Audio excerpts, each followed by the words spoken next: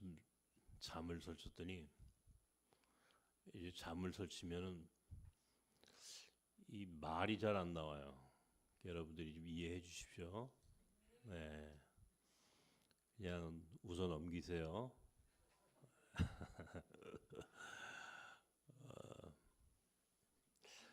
별로 이렇게 인생 오래 살지 않았는데 내 마음대로 되는 게 하나도 없더라고요. 내 마음대로 인생 사라지지 않더라고요. 내가 원하는 대로 내 인생 된 것 하나도 없습니다. 오히려 정반대로 갈 때가 더 많았어요. 돌아보면은 내가 원했던 것, 어쩌면 내가 하나님께 기도했던 것, 그렇게 사모했던 것보다 정반대의 결과를 얻었던 경우가 훨씬 더 많았던 것 같아요. 건강을 원했는데 건강하지 못했고, 내 인생의 소중한 가정을 하나님이 허락하셨을 때 무엇보다 행복하길 바랬는데, 또 그것 또한 그렇게 지금은 너무너무 감사하지만 그때는 그렇게 감사하지 않았어요.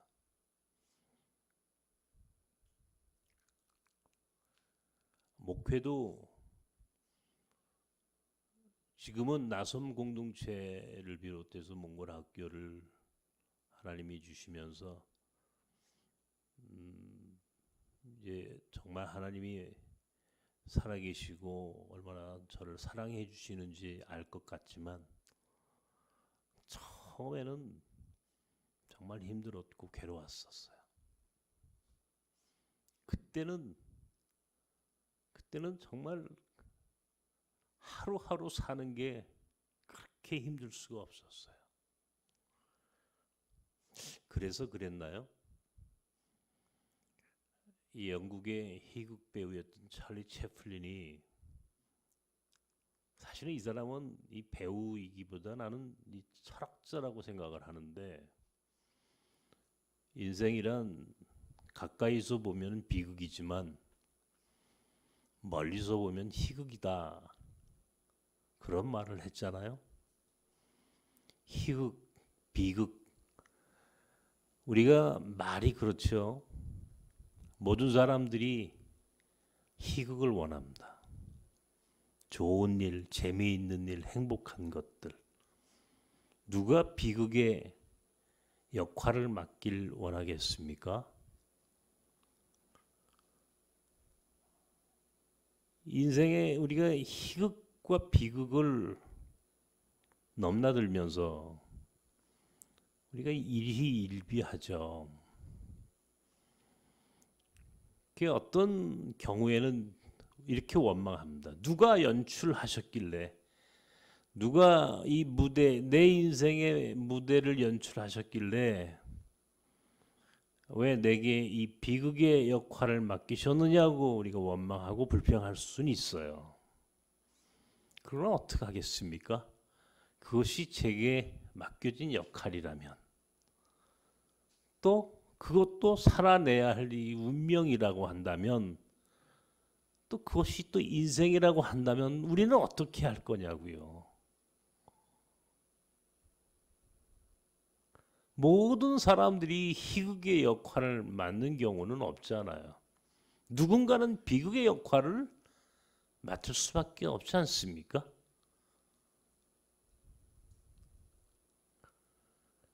그래서 인생이란 어떤 측면에서는 희극과 비극을 넘나들면서 거기에 대하여 반응하는 것, 그게 어쩌면 우리의 삶이고 오늘 우리의 모습인지도 몰라요. 4월의 마지막 주간입니다. 오늘 딱 4월 30일이에요. 제가 이 4월을 생각하면은 늘 떠오르는 시가 있습니다. 이 T.S. 엘리엇의 황무지라고 하는 시인데요.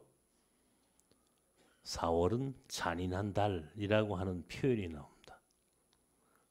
오늘 이 스크린에다가 4월은 잔인한 달이라고 하는 황무지의 앞단을 올렸습니다. 여러분 한번 읽어보십시오. 제가 눈이 보였다면 제 멋진 목소리로 여러분에게 시 한 구절을 읽어드릴 텐데 죄송합니다. 4월은 잔인한 달. 참 잔인했어요. 우리 근현대사에도요. 제주 4.3도 4월이잖아요. 참 논쟁이 많았어요.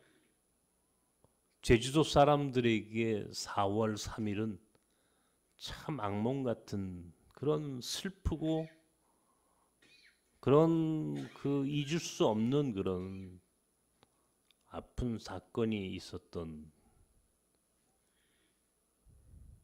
그런 날이죠. 세월호 사건도 4월이었어요. 아직 치유되지 않은 우리 가장 가까운 우리 현대사의 또 가장 슬픈 사건입니다. 그 많은 아이들이 하루아침에 그렇게 죽어가던 모습을 우리는 지금도 잊지 못하죠. 좀 멀리는 4.19도 있어요. 4.19 혁명, 어떤 사람들은 4.19 의거. 어쨌든 그때 또 많은 젊은이들이 이 땅의 민주주의를 위하여 또 그렇게 싸우다 죽어갔던 일들도 있었습니다. 어찌되었든 4월은 잔인한 달이라고 하는데 우리에게는 또 4월은 그렇게 흘러갑니다.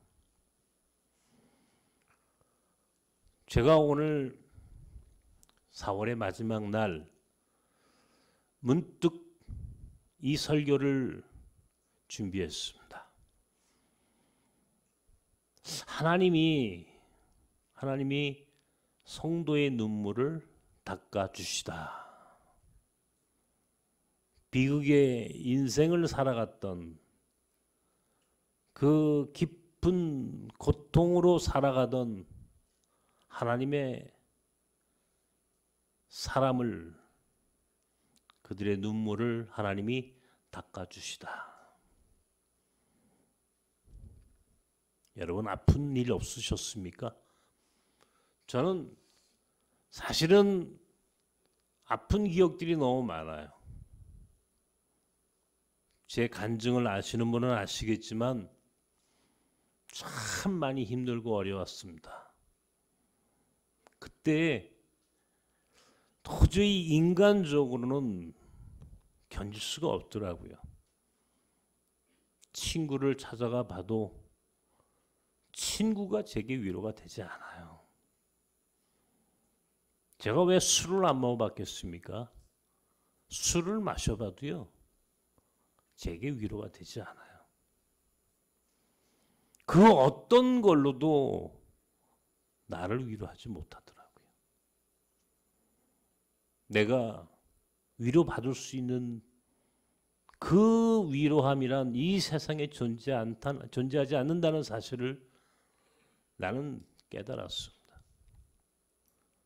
정말 이 세상에 그 어떤 사람도 어떤 것도 나를 위로하지 못한다는 것 제가 절실하게 느낀 사람입니다.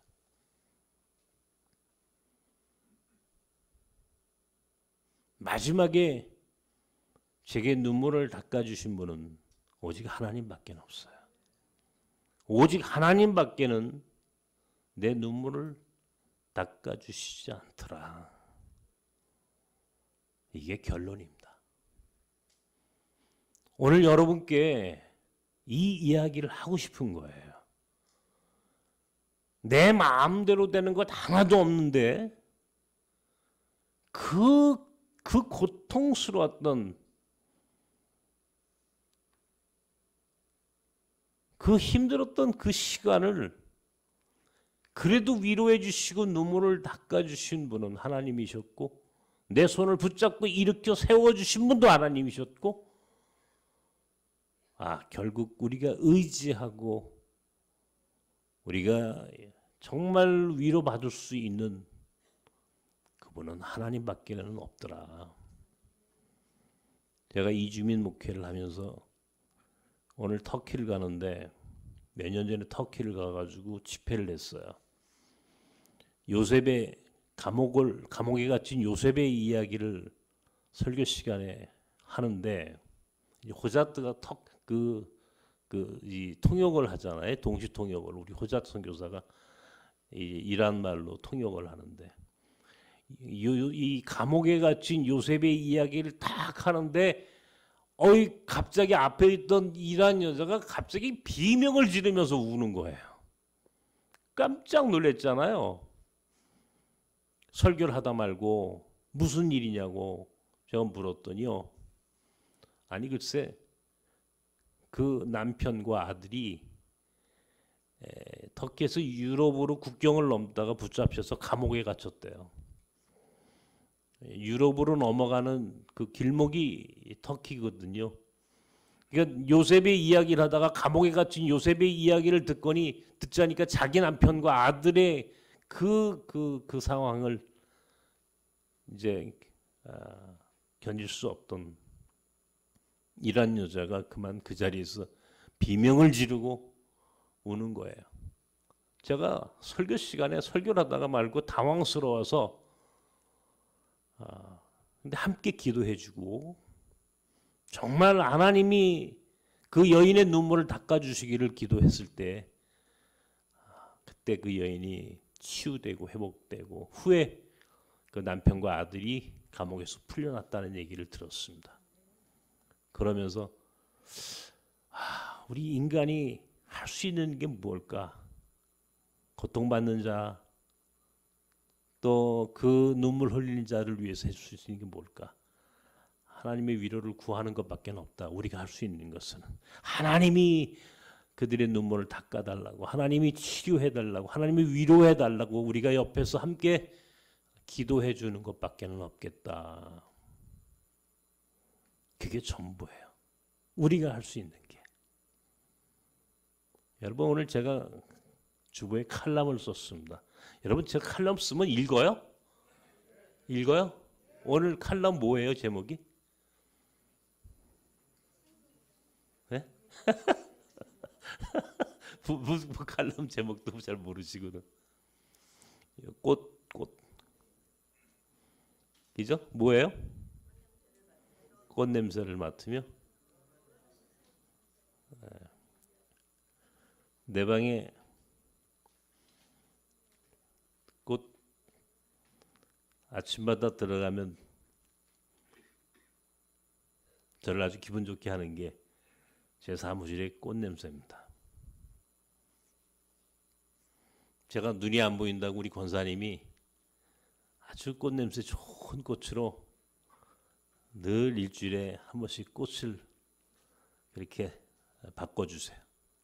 바로 오늘 이 꽃꽂이 해주신 우리 이권사님이세요. 내가 오늘 이권사님 이야기를 하려고 합니다. 그 글을 쓰고 권사님께 전화를 드렸어요. 권사님, 내가 이거 썼는데 내가 이거 칼럼에 올려도 될까요?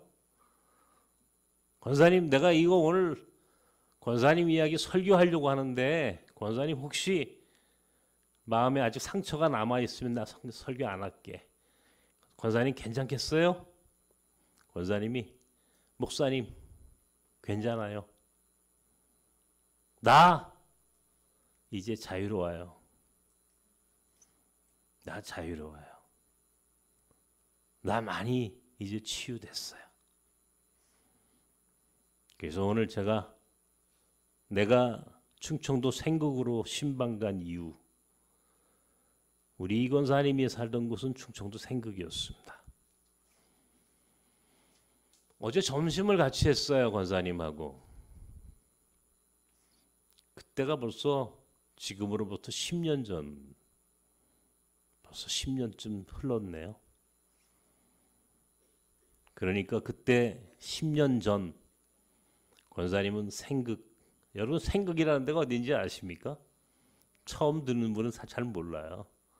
충청도 경기도 장원에서 다리를 건너면 생극인데 제가 그 생극이라는 데를 조금 압니다. 그 생극에 우리 권사님, 우리 최 집사님이 살고 계셨어요. 여러분도 아시다시피 우리 권사님은 이순희 권사님의 동생입니다. 이순희 권사님이 이제 제게 우리 이기 권사님 동생 얘기를 해주셔서 제가 꼭 뵙고 싶어서 찾아갔죠.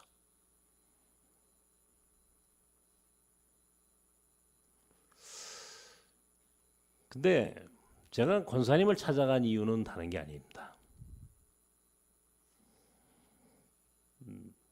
권사님이 당했을 그 고통, 그 아픔을 제가 조금이나마 위로해드리고 싶고 또 나누고 싶고 할 수 있으면 기도해드리고 싶었어요.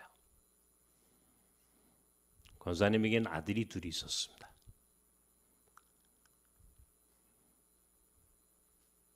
큰아들은 지적장애를 가지고 있는 아들이었고요. 작은아들은 잘생긴 아주 건강한 아들이었습니다. 그런데 내가 권사님을 찾아간 그 즈음에 작은아들이 교통사고로 하나님 나라에 간 지 한 2년쯤 지난 어느 날이었습니다.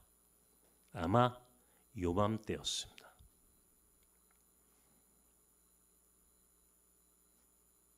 그런데 그 생극의 그 권사님 댁은 그 언덕 너머에 언덕 위에 그 작은 아들이 묻혀 있는 무덤이 있었어요. 그러니까 권사님은 아침 저녁으로 작은 아들이 묻혀 있는 무덤을 바라보고 그곳에서 살고 계셨어요. 큰 아들은 충청도 제천의 시설에서 이제 그렇게 또 장애를 겪고 있기 때문에 그렇게 살고 있었고, 여러분이라면, 아니 나라면 나는 어떻게 살 수 있을까?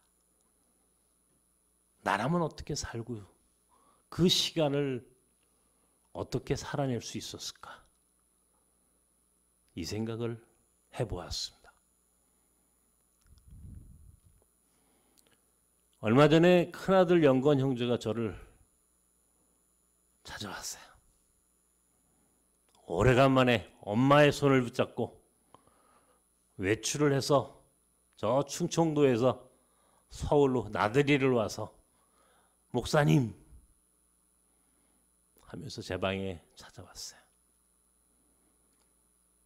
매일 나섬과 목사님을 위해서 기도해요. 목사님과 나섬을 위해서 기도해요. 43살의 큰아들, 그러나 지적으로는 5살, 6살 정도밖에 되지 않는 그런 장애를 가지고 있는 아들. 그러나 그 아들이 제게 나섬과 목사님을 위해서 기도해요. 그러는데요, 제가 참 행복했어요. 저 아들이 나를 위해서 기도해 준다는데, 여러분,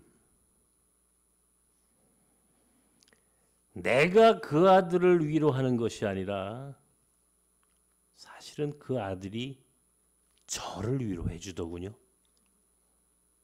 이런 역설이 어디 있습니까?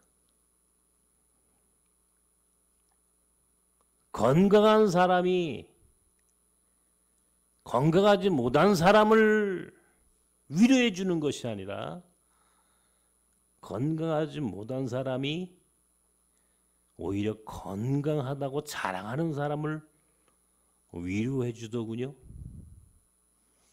이런 모순이 어디 있습니까? 저는 그 아들이 돌아간 후에 한참 생각했어요. 행복했고 부끄러웠고 감사했고 참 미묘했어요. 이것이 뭘까? 이것이 뭘까?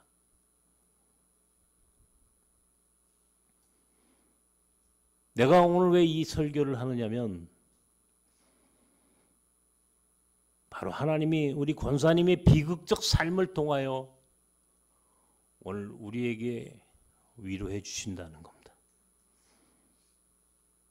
우리가 어떻게 살아가야 할지를, 그리고 하나님이 어떤 분이신지를 더 깊이 깨닫고 우리가 하나님 앞으로 또 한 발 더 다가서기를 바라신다는 겁니다.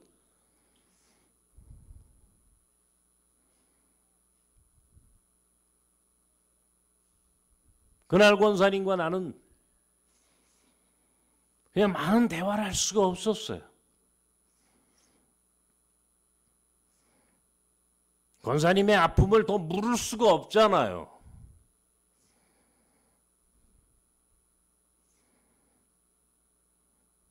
권사님이 된장찌개하고 그 동네에서 나오는 나물로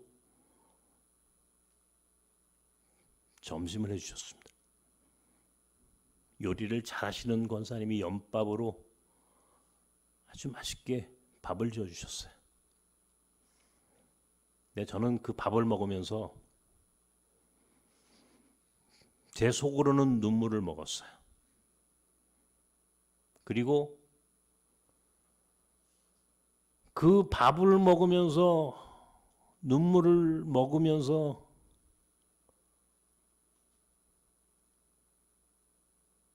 웃기죠? 맛이 있더군요. 미묘한 어울림이 있었어요. 그 잊을 수가 없는 거예요. 그리고 권사님이 우리 교회를 나오기 시작하셨어요. 토요일이면 새벽 4시도 되지 않은 시간에 일어나셔서 강남의 꽃시장에 가서 꽃을 사셔서 아침면 우리 예배당 꽃꽂이를 해주시고 내 방에 냄새에 그윽한 꽃향기 그윽한 그런 꽃으로 장식을 해주시고 그 피곤한 몸을 이끌고 또 다시 충청도 음성으로 돌아가세요. 여러분, 충청도 음성이라는 데가 여기 옆 동네가 아니잖아요. 물론 우리 교회에서는 옆 동네라고 하지만 권사님의 그 열정, 그 마음 이제 그렇게 한 10년쯤 내가 봤어요. 그리고 언젠가는 내가 꼭 우리 교인들에게 우리 권사님의 이야기를 한번 해드려야 되겠다 생각을 했는데 오늘이 바로 그날입니다. 우리 마음대로 인생 사라지지 않았고 우리 마음대로 되어지는 그런 인생, 이 세상에 그 어떤 존재도 그렇게 살아낼 수 없어요. 희극보다는 비극이 더 많고 어떤 경우에는 감당할 수 없는 슬픔, 감당할 수 없는 고통이 훨씬 더 많습니다. 나는 권사님을 만나고 해드릴 수 있는 건 아무것도 없었어요. 그날 나는 권사님에게 그냥 기도해드리는 것, 하나님이 위로해달라고 기도해드리는 것밖에 없습니다.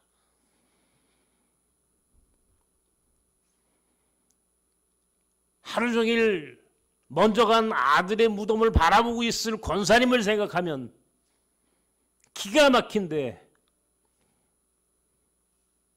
장애인 시설에 있는 큰아들 생각하면 기가 막힌데, 거기에 그 어떤 사람이 위로가 우리 권사님의 마음을 치료해 줄 수 있겠습니까? 아무도 우리 권사님을 치료해 드릴 수 없고 위로해 드릴 수 없습니다. 권사님의 눈물을 그 어느 누구도 닦아 드릴 수가 없습니다. 나는 그때 알았습니다. 하나님이 살아계시다는 것을. 하나님이 살아계셔야 우리 권사님이 살 수 있다는 것을. 하나님이 존재하지 않는다면 우리 권사님은 존재할 수가 없었어요. 하나님이 살아계셔서 우리 권사님의 눈물을 닦아주셔야 우리 권사님이 일어날 수 있다고 나는 그때 생각을 했어. 하나님의 존재는, 하나님이 살아계신 것은 내게 그렇게 권사님의 슬픔을 통해서만 나는 깨닫게 되었어. 참으로 미안하게도 나는 권사님을 통하여 또 한 번 하나님의 살아계신 것을 알게 되었어. 10년쯤 지난 지금 우리 권사님은 강건하게 힘있게 다시 일어나셨어. 하나님은 인간의 비극, 우리의 슬픔을 통하여서도 일하신다는 사실을 기억하셔야만 합니다. 우리의 좋은 것만으로 하나님이 일하시지 않아요. 우리에게 가장 고통스러운 사건을 통하여서도 하나님이 당신의 살아계신 것을 이 땅에 가르쳐 주신다는 겁니다. 때로는 그것이 잔인하게 보일지라도 이것이 하나님의 뜻이,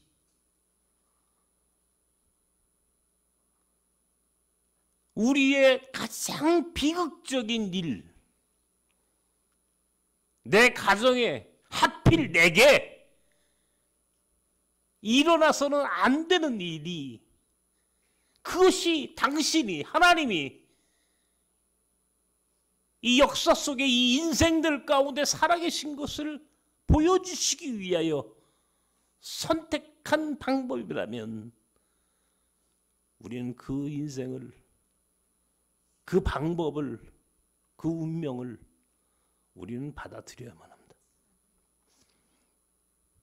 그것이 권사님이었고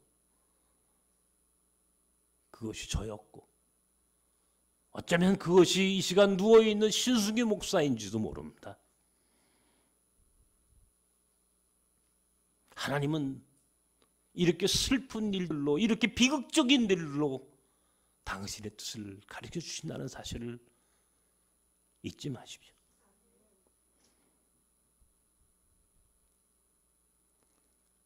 그러나 또한 하나님은 눈물을 닦아주시는 하나님이라고 오늘 성서는 기록해놨습니다. 하나님이 우리에게 슬픔만 주시는 것이 아니라, 우리에게 비극만 주시는 것이 아니라, 그 하나님은 또한 우리의 눈물도 닦아주시는 하나님.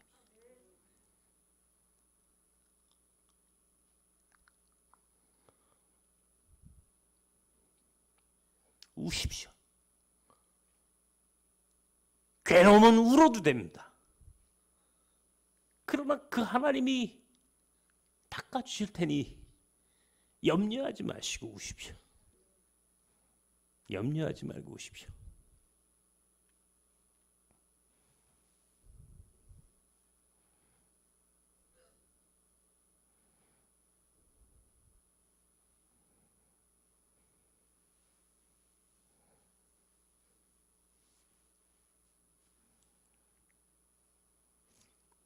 하나님이 우리 권사님의 눈물을 닦아주셨고 우리 권사님이 이기셨습니다. 승리하셨습니다. 우리 권사님에게 박수 한번 쳐드리십시오. 우리 권사님 오늘 예쁜 옷 입고 오신다고 했는데, 권사님 예쁜 옷 입고 오신다고 그랬잖아. 예쁜 옷 입고 오셨어, 권사님? 엄청 예뻐. 권사님 어저께 나한테 그랬거든. 예쁜 옷 입고 오겠다고. 원래 예쁜데 더 예쁘면 어떡하지?